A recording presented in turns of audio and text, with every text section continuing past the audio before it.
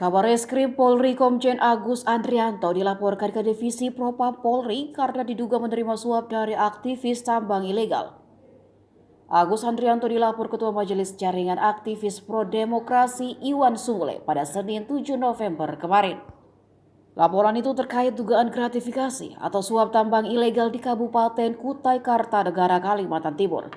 Iwan mengaku telah menemukan cukup bukti berdasarkan hasil investigasi yang dilakukan pada Februari 2022, di mana Agus Andrianto menerima suap yang disebut sebagai uang koordinasi.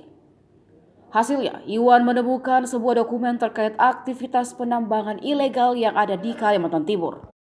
Dikutip dari Kompas.com, dalam kesimpulannya bahwa cukup bukti terjadi penerimaan uang koordinasi kepada Kabar Reskrim Komjen Agus Andrianto. Menurut Iwan, gratifikasi yang diterima Komjen Agus Andrianto cukup rutin diberikan setiap bulannya. Iwan mengaku menemukan bukti ada penerimaan suap sebanyak 3 kali kepada Agus Andrianto.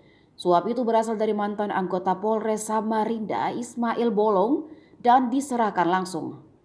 Lebih lanjut, jika terbukti Komjen Agus menerima suap dari hasil tambang ilegal, Iwan meminta agar yang bersangkutan tidak hanya disanksi kode etik, melainkan juga disanksi pidana.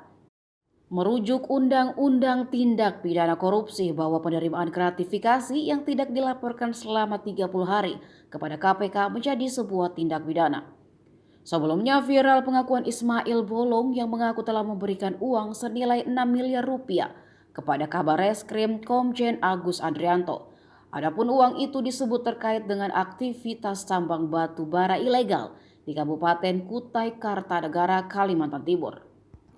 Meski belakangan pengakuan Ismail Bolong itu sudah diklarifikasi kalau dirinya dalam intervensi Brigjen Hendra Kurniawan saat membuat video pengakuan tersebut.